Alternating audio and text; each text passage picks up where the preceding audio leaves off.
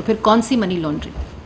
अगर money laundering की थी, नवाज शरीफ ने की थी, शहबाज शरीफ ने की थी, मुस्लिम लीग नून की क़यादत जिसको तुमने जेलों में डाला था, तो फिर ये जो अरबों रुपए की मनी लॉन्ड्रिंग का जिक्र करते हो, इसको साबित क्यों नहीं किया? आज नैब के प्रोसिक्यूटर खड़े होते हैं, नैब के वकला खड़े होते हैं और कहते हैं कि हमारे पास कोई सबूत नहीं है। मरियम नवाज के केस में जो जज साहब थे उन्होंने कहा कि आज तक कोई सबूत, कागज का टुकड़ा अदालत को नहीं दिया गया जिसमें जुर्म साबित हो। तो तुम क्या आप समझते हो कि तुम पागल हो तो सारा पाकिस्तान पागल है? कि तुम पागल बना लोगे? पागल हमेशा कहता है मैं पागल नहीं हूं, और यही मसला इसका है। फिर कहते हो कि ये गलत ट्वीट किया शहबाज शरीफ ने। ये तुम्हारे लोग, तुम्हारी प्रॉक्सीज क्या बातें करती हैं कि इमरान खान पे तशद्दुद करके गिरफ्तार करने की इतलात हैं, इमरान खान के कस्टडी के अंदर सर तोड़ने की, सर पे डंडे मारने की इतलात हैं, रहायशगाह पर पुलिस का हमला, कारकुन मुलाजमीन पर तशद्दुद और असले की बरामदी के बाद उनके ऊपर कातलाना हमला करना और हुकूमत उनको कत्ल करना चाहती है। ये शहरयार अफरीदी साहब हैं जो कस्में खाते थे राना सनाउल्लाह के ऊपर केस की। उसके बाद इमरान खान दौरान गिरफ्तारी पर तशद्दुद और उन पर सर पे डंडे मारने की इतलात है। इमरान खान के ऊपर हाई कोर्ट के अहाते में तशद्दुद और इंपोर्टेड हुकूमत की तरफ से उनको मारने की इतलात है। पुलिस का जमान पार्क में हमला, घुसकर इमरान खान की गाड़ी पर शेलिंग और रॉकेट लॉन्चर से हमला करने की इतलात है।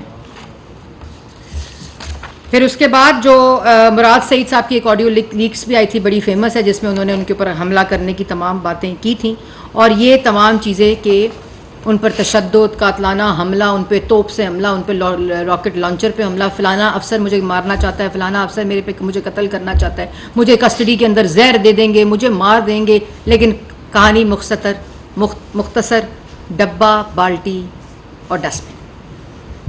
भाई तुम, अगर तुम्हारे पास जवाब हैं तो अदालतों में क्या तुम फिरते हो कि मुझसे जवाब ना मांगो? ये अदालत की जुरिस्डिक्शन नहीं है, उस अदालत की जुरिस्डिक्शन नहीं है। इस्लामाबाद हाई कोर्ट ने तोशा खाना का केस वापस कर दिया था, फिर दोबारा उसको वापस भेज दिया है। वो भाई अगर तुम्हारे पास तोशा खाना का, तुम्हारे पास फॉरेन फंडिंग का, तुम्हारे पास 190 मिलियन का, तुम्हारे पास घड़ी चोरी का, तुम्हारे पास कादिर ट्रस्ट का, अगर तुम्हारे के पास ये सारे जवाबात हैं तो फिर बाल्टी डब्बा पहनने की ज़रूरत क्या?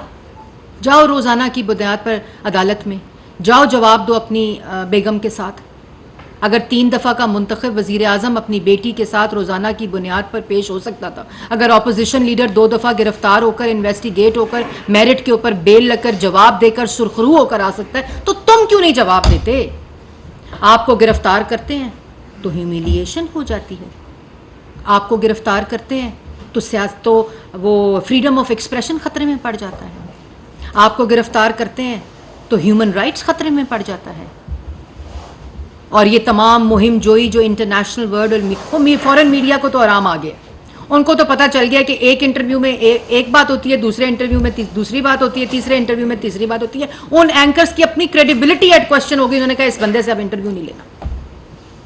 अब जो बार लॉबिस्ट इंगेज किए हुए, अब जो बार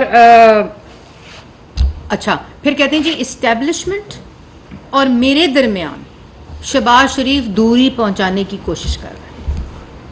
मैं पागल ना कहूं, मैं क्या कहूं, मुझे अब दुख होता है ये बात करते हुए।